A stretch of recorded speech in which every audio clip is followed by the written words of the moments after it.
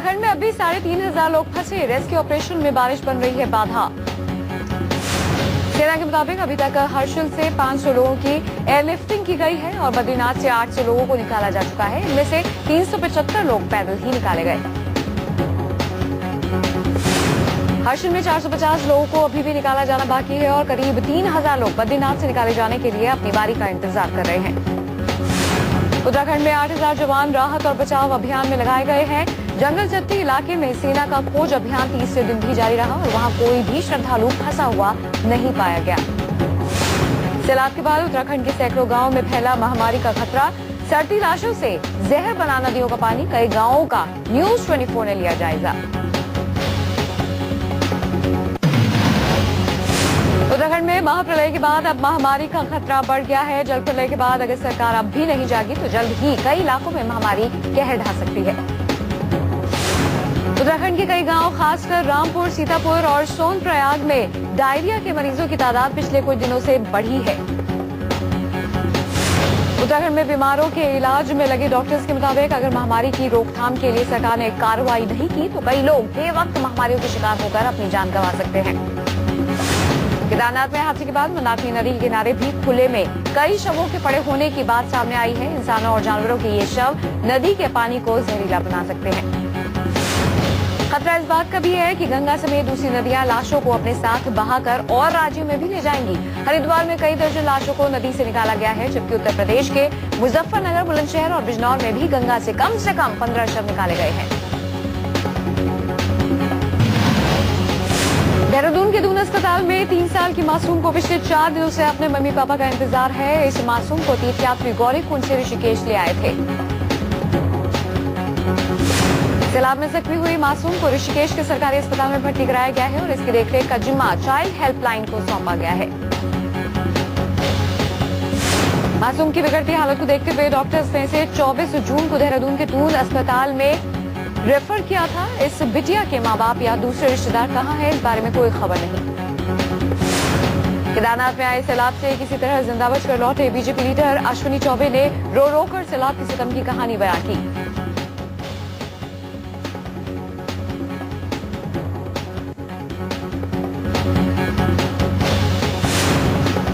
बिहार के पूर्व मंत्री अश्विनी चौबे जब अपनों के बीच पटना पहुंचे तो आंखों से आंसू बहने लगे और फफक रो पड़े। केदारनाथ में आई तबाही में चौबे के 2 रिश्तेदारों की मौत हो गई है, जबकि इनके 3 बॉडीगार्ड समेत 5 लोगों का अब तक कोई पता नहीं।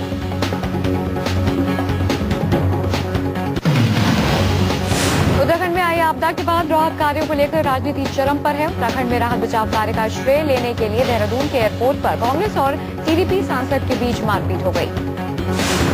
उत्तराखंड तबाही पर नेताओं के बीच शुरू हुआ क्रेडिट वॉर। देहरादून एयरपोर्ट पर कांग्रेस के हनुमंत राव और टीडीपी के रमेश राठौड़ के बीच जमकर मारपीट।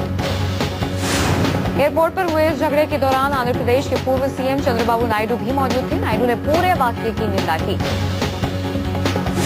हनुमंत राव और टीडीपी के रमेश राठौड़ के बीच इस बात की होड़ लगी थी कि कौन लोगों को अपने विमान में ले जाएगा। दोनों नेताओं के बीच इस बात को लेकर तकरार इतनी बढ़ गई कि दोनों के बीच मारपीट शुरू हो गई। तबाही के बाद नेताओं में राहत बचाव का काम करने से ज्यादा राज्य में जनता के हितैषी बनने की होड़ मची है। उत्तराखंड में तबाही के बाद राहत और बचाव का काम जोरों पर है, लेकिन देवभूमि से कुछ ऐसी भी तस्वीरें आ रही हैं जो इंसानियत को शर्मसार कर देने वाली है। चीन से राहत सामग्री लेकर गए जत्थे को एक ऐसे दिल दहला देने वाली वीडियो क्लिप मिली है जो इंसान से हैवान बनने की कहानियां बयां करती है। वीडियो क्लिप में एक आदमी महिला की लाश के पास बैठा है। उसके हाथ में पेचकश और प्लास है। आरोपी दरमिंगी के साथ मृत महिला के हाथ से कंगा निकाल रहा है। केदारनाथ की घाटी में शवों से कीमती सामानों की लूट हो रही है। न्यूज 24 के पास एक ऐसा एक्सक्लूसिव वीडियो है जिसमें शव से एक शख्स कंगन निकालने की कोशिश कर रहा है। केदारनाथ में इतनी बड़ी त्रासदी के बावजूद लुटेरे इस तरह की खौफनाक वारदातों को अंजाम दे रहे हैं और प्रशासन सोया पड़ा है। गौरीकुंड के पास क्रैश हुए MI-17 हेलीकॉप्टर का वॉइस रिकॉर्डर मिला। इसकी जांच से पता चलेगा हादसे की असली वजह। उत्तराखंड के मुख्यमंत्री विजय बहुगुणा का ऐलान। MI-17 हेलीकॉप्टर हादसे में मारे गए जवानों के बच्चों को मुफ्त शिक्षा देगी सूबे की सरकार। MI-17 हेलीकॉप्टर हादसे के बाद जवानों की हौसला अफजाई करने पहुंचे air chief marshal NAK brown ने शहीद हुए जवानों को श्रद्धांजलि दी। कहा उत्तराखंड में फंसे आखिरी शख्स को निकाले जाने तक एयरफोर्स का अभियान जारी रहेगा। गौरीकुंड में क्रैश हुए Mi-17 हेलीकॉप्टर पर सवार सभी जवानों के घर वालों को मुआवजे का ऐलान। उत्तराखंड सरकार देगी 10 लाख रुपए। गौरीकुंड में हुए हेलीकॉप्टर क्रैश में यूपी के 2 जवानों ने भी जान गंवाई। अखिलेश सरकार दोनों जवानों के परिजनों को 20 लाख रुपए की मदद देगी।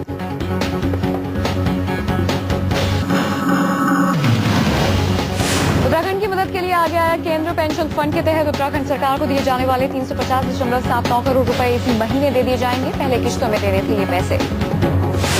उत्तराखंड में लापता हो चुके लोगों के परिवारों की मदद के लिए BSNL आगे आया है। हेल्पलाइन नंबर 1503 पर कोई भी अपनों के बारे में जानकारी दे सकता है। उत्तराखंड की त्रासदी को राष्ट्रीय आपदा घोषित करने की मांग को लेकर कई सामाजिक संगठनों ने जंतर मंतर पर विरोध प्रदर्शन किया। रायबरेली के एक परिवार की आप बीती। सैलाब के चश्मदीद के मुताबिक तेज धार से पानी कमरे का दरवाजा तोड़ते हुए अंदर घुस आया था, लेकिन एक बड़े पत्थर की वजह से पानी डाइवर्ट हुआ और उनकी जान बच गई। अहमदाबाद में सैलाब पीड़ितों के लिए यज्ञ किया गया। सैकड़ों लोगों ने पीड़ित परिवारों की मदद के लिए प्रार्थना की।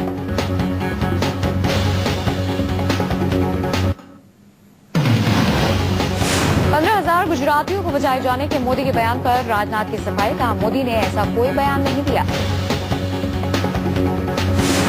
राहुल गांधी के उत्तराखंड दौरे पर बोले जगदम्बिका पाल। कहा राहुल गांधी उत्तराखंड में राहत का जायजा लेने के लिए सामाजिक कारणों से गए, जबकि मोदी वहां केवल सियासत करने गए।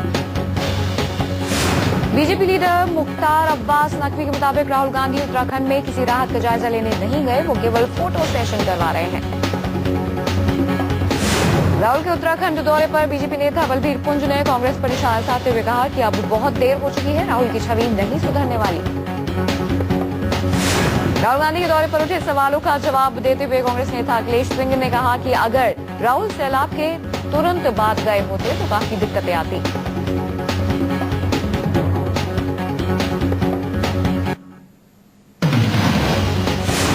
बीजेपी चुनाव प्रचार समिति का प्रमुख बनने के बाद नरेंद्र मोदी आज पहली बार मुंबई का दौरा करेंगे। हालांकि मुंबई और राज्य बीजेपी इकाई ने उनके शानदार स्वागत की जो योजना बनाई थी वो अब रद्द कर दी गई है। सीबीआई की स्वतंत्रता और कामकाज में स्वायत्तता के लिए उपाय बताने की खातिर गठित किए गए मंत्रियों के समूह के लिए दिए गए सुझावों पर केंद्रीय कैबिनेट आज चर्चा कर सकती है। वित्त मंत्री पी चिदम्बरम की अध्यक्षता में मंत्री समूह का गठन किया गया था। इससे पहले सुप्रीम कोर्ट ने सीबीआई की स्वायत्तता की बात कही थी। केंद्रीय कैबिनेट आज प्राकृतिक गैस की कीमत दोगुना कर $8.42 पर यूनिट करने के बारे में फैसला कर सकती है।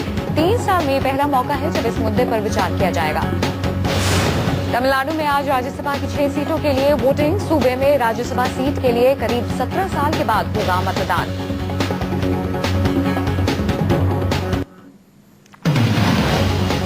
जिया केस में सलाखों के पीछे पहुंचे सूरज पंचोली की जमानत याचिका पर आज मुंबई हाईकोर्ट में सुनवाई।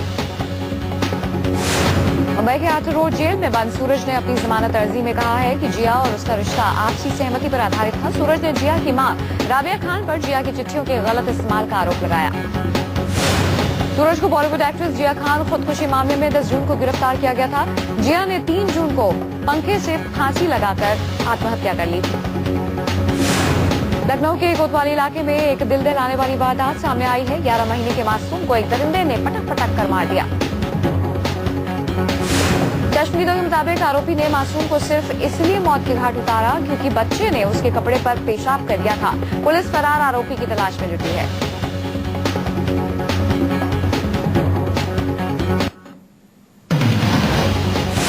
मुंबई की वाली पुलिस ने पिज्जा डिलीवरी करने आए एक 17 साल के लड़के पर रेप की कोशिश, पुलिस ने किया अरेस्ट।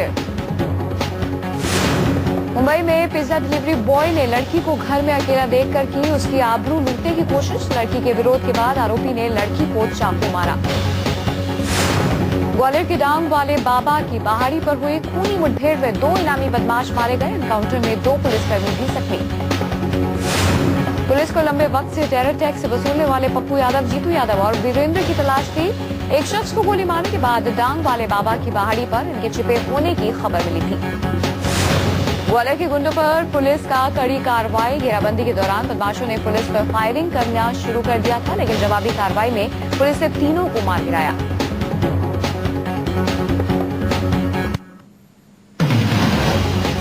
अहमदाबाद पुलिस ने 2 तस्करों को गिरफ्तार कर उनके पास से करोड़ों का सोना चांदी बरामद कर लिया है। दोनों तस्करों से 6 किलो सोना और 10 किलो चांदी जब्त की गई है। खुफिया खबर के बाद पुलिस ने तस्करों को पकड़ा। स्कूटर सवारों की शक के आधार पर तलाशी ली गई, जिसमें सोना बरामद हुआ। जब्त किए गए सोने चांदी की कीमत 2 करोड़ 32 लाख बताई जा रही है। आंध्र प्रदेश के राजमुंदरी में 7 करोड़ 31 लाख रुपए की लूट की सनसनीखेज वारदात सामने आई है। कंपनी स्टाफ का टॉर्चर करने के बाद कत्ल। 7 करोड़ के लुटेरों ने सीसीटीवी से बचने के लिए वारदात से पहले कैमरों पर कपड़ा डालकर उन्हें कवर कर दिया था। साथ ही मौकाए वारदात पर ढेर सारा लाल मिर्च का पाउडर फेंक दिया ताकि पुलिस के स्निफर डॉग को उनकी भनक तक न लगे। मणिपाल गैंगरेप के आरोपी की शिनाख्त के लिए खंगाली जा रही है सीसीटीवी फुटेज। पुलिस ने स्केच जारी किया।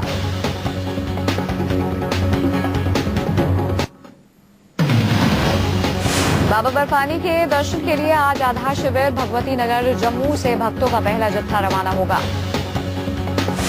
बुधवार देर शाम तक देश भर से सैकड़ों श्रद्धालु शहर पहुंच गए थे। पहले जत्थे में बालटाल और पहलगाम रूट के लिए यात्री रवाना होंगे।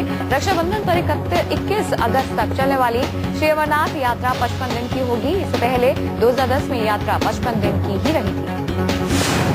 डीयू में मिशन एडमिशन शुरू। 2013-2014 सेशन में लागू हो रहे 4 साल के ग्रेजुएट कोर्स में दाखिले के लिए पहली कट ऑफ लिस्ट जारी। जिन छात्रों का नंबर पहली कट ऑफ लिस्ट में आ गया है, वो कॉलेजों में सुबह 9 से दोपहर 1 बजे तक फीस जमा कराकर दाखिला ले सकेंगे। दाखिले के लिए विश्वविद्यालय द्वारा 5 कट ऑफ सूची जारी की जाएंगी। कैंपस हो या आउट ऑफ कैंपस कॉलेज, सभी में 90% से अधिक वाले छात्रों के लिए ही कॉमर्स कोर्सेज में दाखिले के दरवाजे खुले हैं। कॉलेजों में दाखिला फीस 27 से 29 जून तक जमा होगी।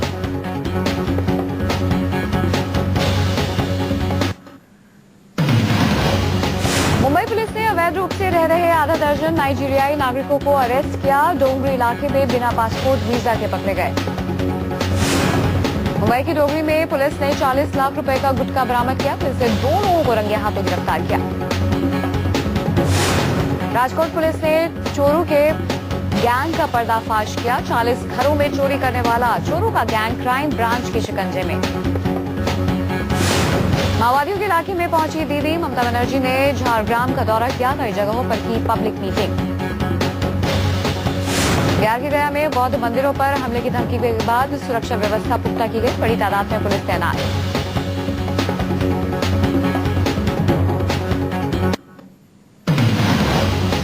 उत्तराखंड में सैलाब और देश के कई हिस्सों में बाढ़ के बाद सब्जियों के दाम आसमान पर पहुंचे। दिल्ली एनसीआर में 40 रुपए किलो से कम किसी सब्जी की कीमत नहीं। दिल्ली से लेकर मुंबई तक टमाटर ने लोगों की टेंशन बढ़ाई। टमाटर की कीमत 15 रुपए प्रति किलो से बढ़कर 45 रुपए प्रति किलो पहुंची। आलू की कीमत में 5 रुपए की बढ़ोतरी। हफ्ते पर पहले तक 16 रुपए किलो बिकने वाला आलू 25 रुपए प्रति किलो तक जा पहुंचा। प्याज की कीमत में भी दिल्ली से लेकर मुंबई तक लोगों के आंसू निकाले। प्याज की कीमत 25 रुपए प्रति किलो तक पहुंची। सैलाब के बहाने कई बिचौलियों ने भी धांधली शुरू कर दी है। इन पर सरकार का सब्जियों की कीमत पर कोई काबू नहीं। मुनाफाखोरों की पौबारा।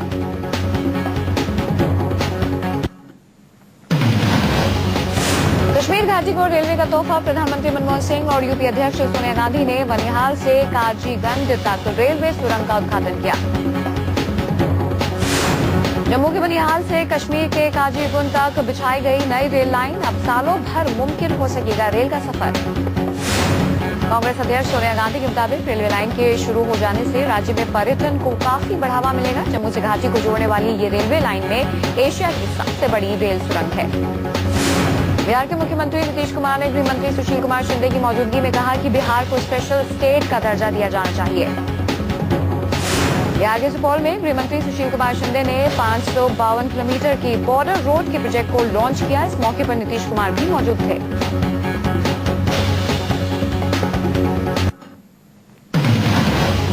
कश्मीर के सोपोर में शिया लीडर किफायत हुसैन की गोली मारकर हत्या। पीएम के दौरे के वक्त दूसरी आतंकी वारदात। पाकिस्तान ने फिर किया सीज फायर का उल्लंघन। पुंछ सेक्टर में जबरदस्त गोलीबारी, भारतीय सेना ने दिया मुंहतोड़ जवाब। जम्मू में राजौरी के केरी एरिया में आतंकवादियों ने घुसपैठ की कोशिश की, सेना ने घुसपैठ की कोशिश को नाकाम किया।